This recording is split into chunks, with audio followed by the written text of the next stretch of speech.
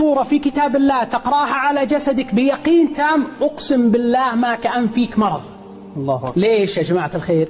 لأنه سبحان الله العظيم الإنسان إذا تشافى بالقرآن وكان في قلبه اليقين التام إن الله سبحانه وتعالى سيعافيه الله جل وعلا وسينزل عليه السكينة والطمأنينة.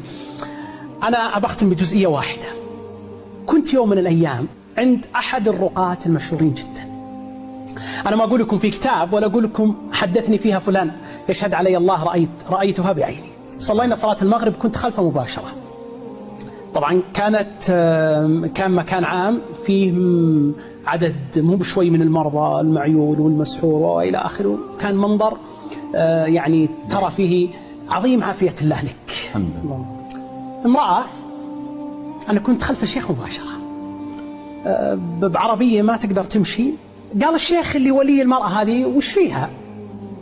قال والله يا شيخ سنة